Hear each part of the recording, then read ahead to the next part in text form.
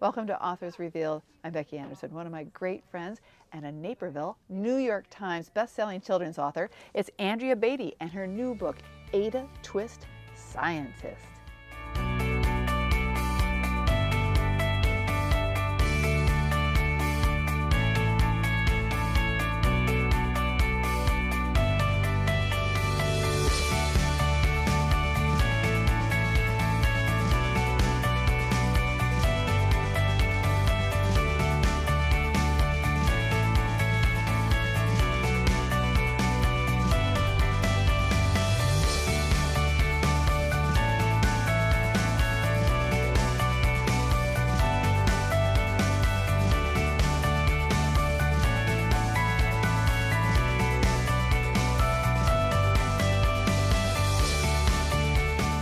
Andrea, it's so great to have you back. Thanks for sitting down with me and talking about Ada Twist Scientist. Well, it's my pleasure. You know, I always love to come to Anderson's Bookshop and to talk with you, Becky. Well, I know we did this last time with Rosie Revere, which was 3 years ago? 3 years ago. 3 years ago. Yeah.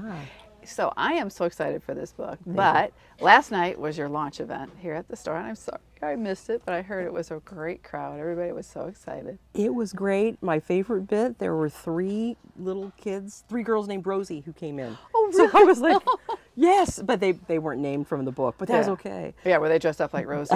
Rosie the Riveter? Or no, Rosie, they actually had the name Rosie.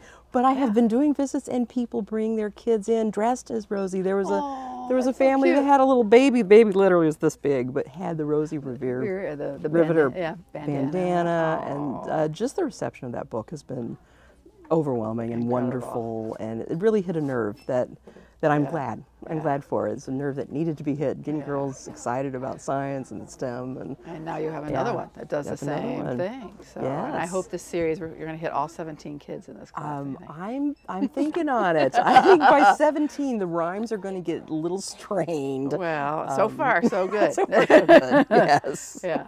But you know, the book's been out since the 6th of September. So it's already in the hands of kids. It's in the hands of educators and parents. And what are you hearing so far about this one? People are loving it. People are loving it. And you know, when you send a book out into the world, of course, it's always, you always hold your breath a little bit and you hope that people will react to it in the way you want them to, but you never know. You know, usually a book comes out and there's sort of, you think the world is going to stop turning for just a moment and everyone's going to say, what was that? And then there's just deafening silence or crickets. But, you know, people are sending emails. I'm getting emails, thank you for another book supporting, you know, STEM girls, and not just girls, it's great for boys too, but also a book that kids want to read.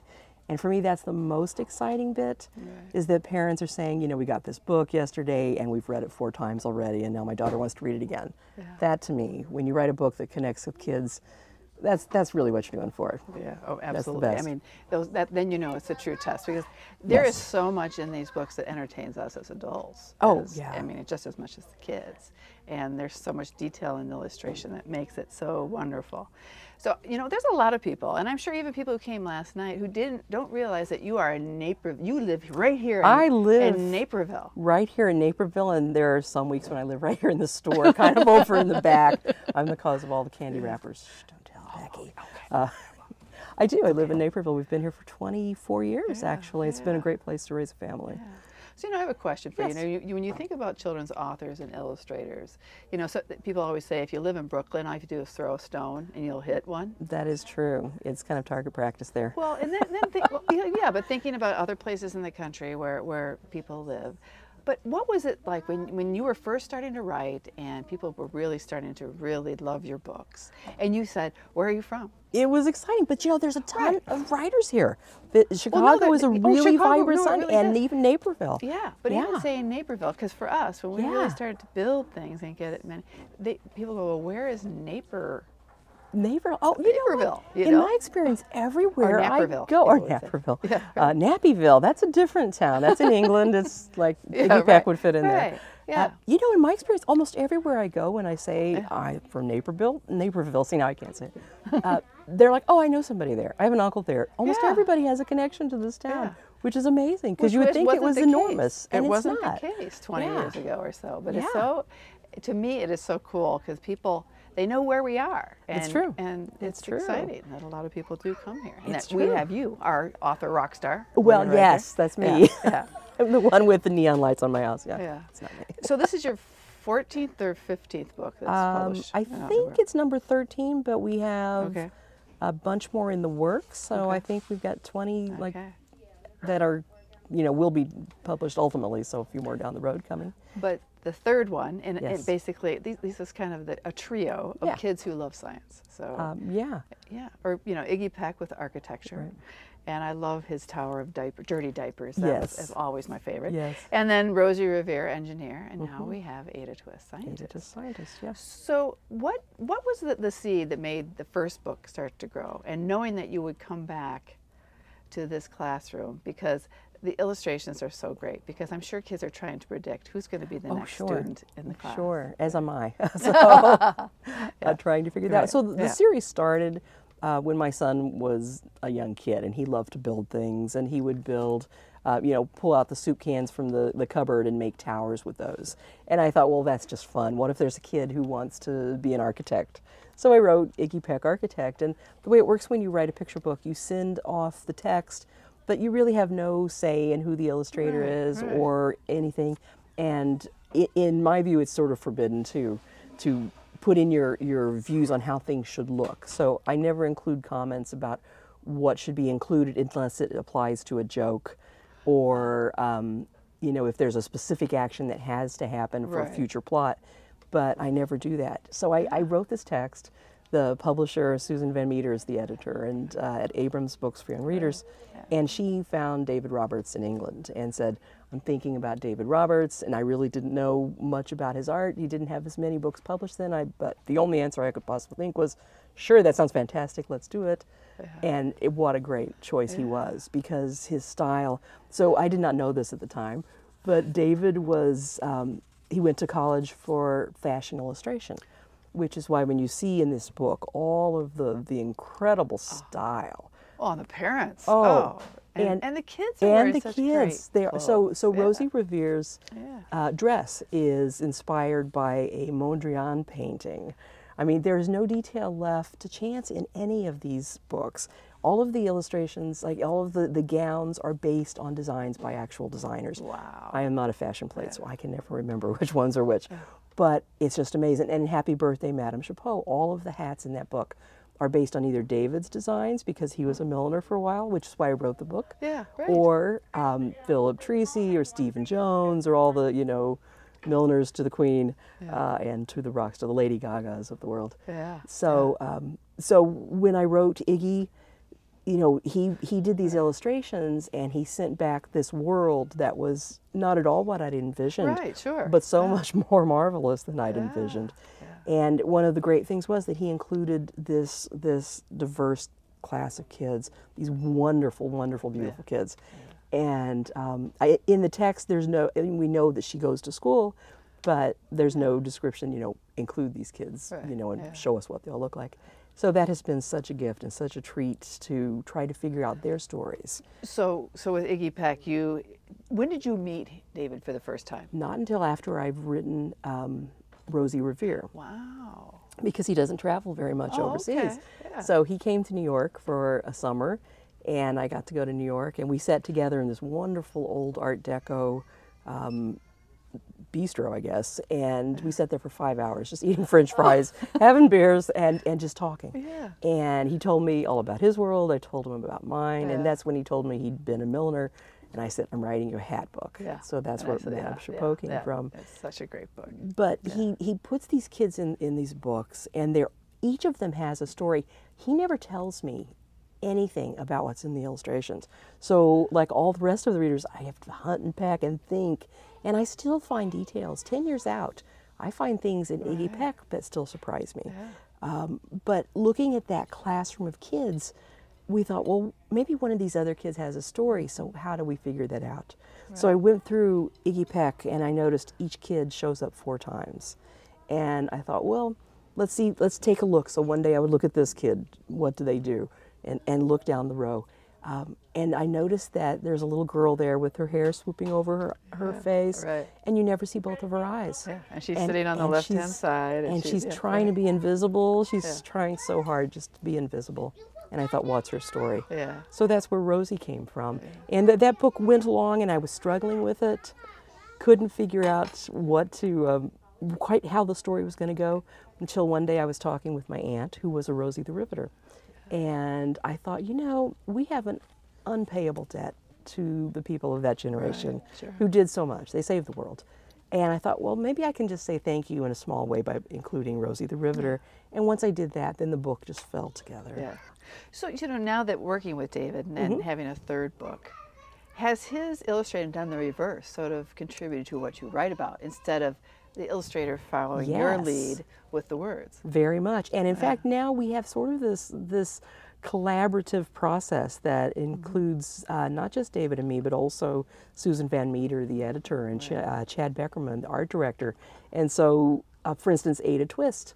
Again, I revisited all of David's illustrations to try to glean some, but now from 2 books. So to try to glean some personality traits from these kids. And actually ended up back at Iggy Peck Architect. And in the scene where Iggy's brainstorming, he's figuring out how to make this bridge, everyone's busy, everyone's working, except one girl who's licking all the lollipops, which I didn't notice until last week, 10 years after that book came out. And another girl standing sort of over at the outside, and it ends up being Ada. But she's standing there going like this. She's thinking. She's thinking. Her wheels are turning. She's always trying to figure things out.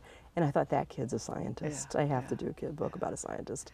And, you know, I love the way he puts the graph paper on, and you could pore over it for so long. The formulas, everything. Even towards the end of the book, when the parents are just trying to figure out how to give her as much information as they can. All the books that are all over the floor, and the titles are so great. You know, it's just, it's really And wonderful. I love that scene because there's all kinds of things about the science she explores. There's also some hidden treasures there. I don't know if you noticed. Iggy Peck's cat makes a cameo up there. It's the cat peeking out of the box. But in those books, we all wanted to include titles that were important to us. So what are yours? Mine was Cosmos. I included that. And also the Marie Curie books about radioactive substances. So, because Ada Twist is named after Ada Lovelace and Marie Curie. Susan Van Meter, I think, chose Silent Spring by Rachel Carson. There's In the Shadow of Man by Jane Goodall. And then there's some other ones that are just funny. So my favorite of which is How's It Going, Cat by Schrodinger. So, you know. And the one with map, IMAP. And that's actually a real book. Oh, it is? Do we I need thought the that was moon? No, and I forget her full name, but something Paycock. She's an astronomer in England. And so she has this magnificent show, and David is a real fan of her work. So he cool. So that's a real one. I thought that that was one that was And somewhere in there's a book that's actually a title of a Smith song. So people are picking up like, hey, someone's a Smith fan here. And we both are, actually. Oh, that's so cool. I love that stuff. See, that's what I'm saying. That, you know, parents, educators are going to get so much fun looking at the details. But not just parents, kids. I was at a school visit the other day, and a kindergartner came up, and I was asking him what he likes. He goes, I like planets. And I said, well, and I thought I was being the smarty pants, and I showed him the scene where the parents are working with all of, you know, showing her the different planets, and she's trying to figure things out, and there's a planet there called Haumea, and I pronounced it Haumea. He goes, and he's a little kindergarten, actually it's Haumea, and it's orbits outside of Pluto, and it goes around in this many days, and I'm like, oh kid, I am schooled by you, and I love you. You're awesome. I love that. I love that. It's fantastic. So the teacher in the book is Miss Lila Green. Or Lila. Or is it Lila? Lila Greer. Oh, it's Greer. Yeah, it's Greer.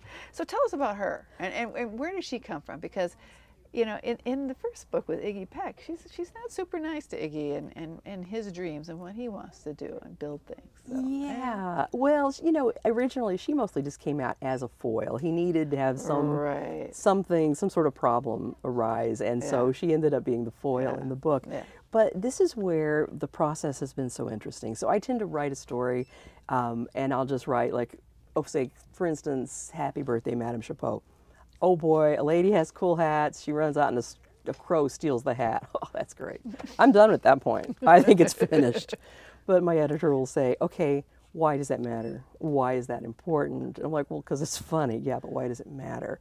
So she pushes and pushes until we really reach the heart of it. And that was the case in the first draft of Iggy Peck. Right. Okay, so why doesn't the teacher like architecture? Why is that a big deal? Because we need a problem? Not good enough. Why?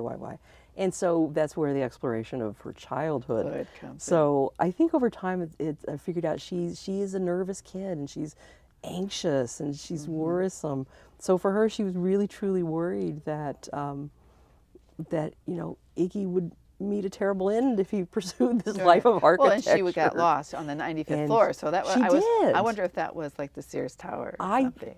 You know what? Okay, so that was one of the best things when I received that first packet of art from David, and I'm looking through this, and I go, and he's in London, and I live here in Naperville, so near Chicago. And I'm looking through this, and I'm going, oh, look, they have one of those buildings in London. And oh, look, they have one of those buildings. And they have one of those buildings. And it took me 10 minutes to realize that he had drawn Chicago because I live here. But that's the kind of generosity he has in his illustrations. So he's always tucking things in like that. It's really wonderful. He does have a great time illustrating these books, I have a feeling. I think he does. I think he has fun. But I think Miss Lila Greer actually is more a function of her hair being really tight as a child. She has that bun, even as a tiny kid, and being stuck with the French circus troupe. That kind of eating cheese in an elevator. Yeah, probably it's interesting. I don't know. That'd leave me scarred. That could totally leave you very scarred. Yeah. Pass it on to your students a little bit. A little bit. So, Ada is just so interesting because she doesn't talk until she's 3. Right. But she's always observing. She is. And just like you said in Iggy Peck in that illustration, she's the one who's thinking about what's going on. And her first word is why? Why? Why does it tick and why does it talk? And why don't we call it a granddaughter clock? I love that. Yeah. Why not? The line kids love is, so why are there pointy things stuck to a rose, and why are there hairs up inside of your nose? Which is really a good question. Kids haven't thought about that before. Yeah. But one thing that I really love in this book, in the illustrations, as Ada gets older and she's just chaos. She just rips into everything, but not to be malicious, not to be troublesome, but because she wants to know, and she's always trying to figure out why and how and just the bigger picture of the world. But when she's trying to figure things out, there's a rhyme and a reason for everything she does. And a really simple example of that is when she's got all of her stuffed animals on the floor and she's trying to figure out how many legs they have. So it's 2 legs for the bird and 4 for the dog and 8 for the squid and then 5 for the elephant. Not right, but logical.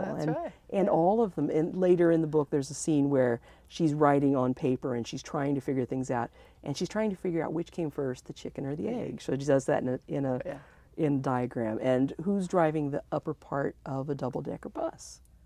Well, that's a reasonable question. It is a reasonable question. Yeah. And that's what I love about her curiosity, insatiable. It is. Just wanting to know why, the what, where, when, how. So of everything. Yeah, she reminds me of my mom, actually, because my mom was just absolutely driven by curiosity. She always had a quest. She was always looking for answers and questions and more questions. So.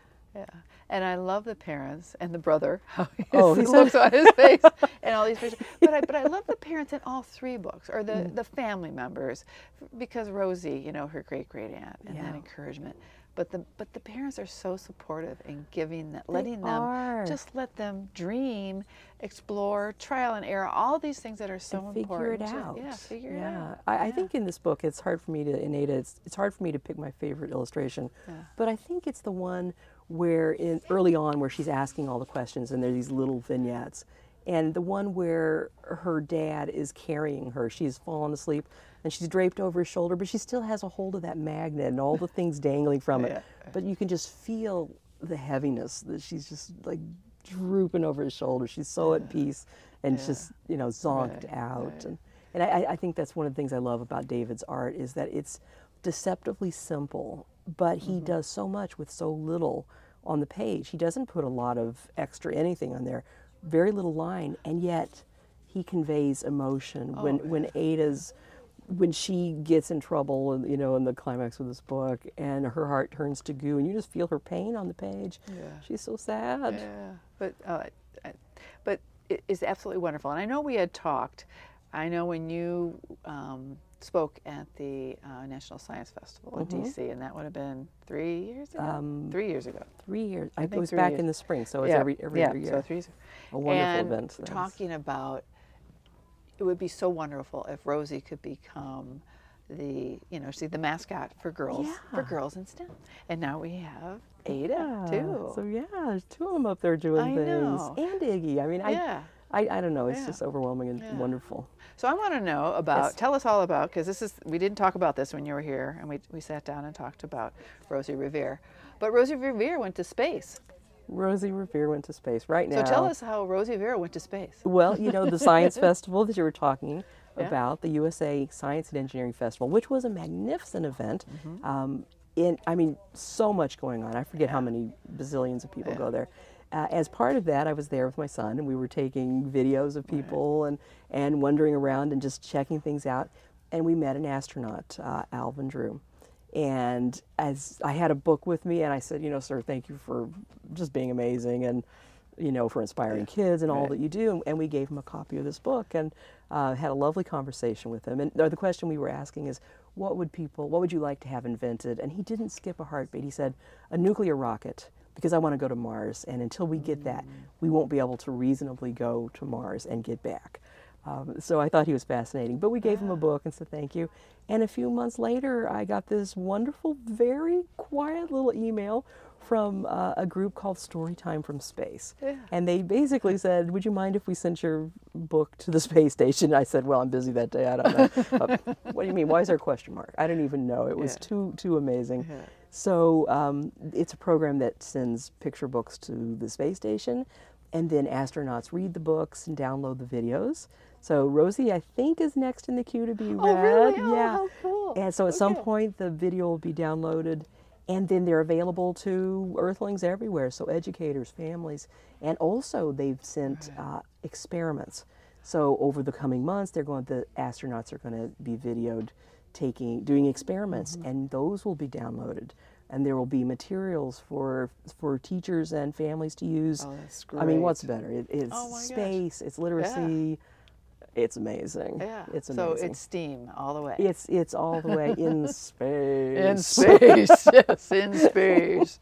So it was wonderful. Yeah. So STEM education, and I know your majors in college were biology and computer science. Yeah, almost a double major, not quite. But thinking about those and how women were approached or thought of in the sciences, and what did you see as an undergraduate student, seeing how women, were treated or whatever in the sciences compared to men, but how it's changed and how books like this can be so important and how we get more girls involved in STEM. Oh, they are really, really important. Now, I have to say, back in the day, I was really oblivious. So I would be the only girl in a lot of my computer science classes.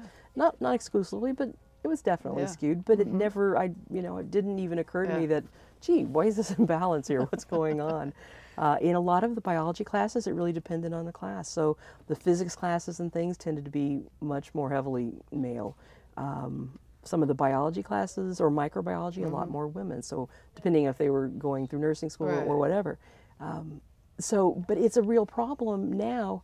We have this disparity. We need everybody we have, all the talent pool, working to solve some of the big problems we have.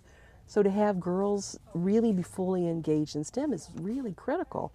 And I think, so we know that what happens is somewhere about 4th or 5th grade, girls tend to sort of start losing interest or getting discouraged and not sticking with it. So once they hit middle school and then beyond, they start backing off, even though, early on they are as strong as the boys are in all of these fields. But I think that the key to that, is making STEM so much part of girls' everyday experience when they're really, really young, that when they get older and someone says, oh, you do science, they will be like, well, yeah, I like to breathe and eat so there's not a second thought about why. It would just be part of their DNA.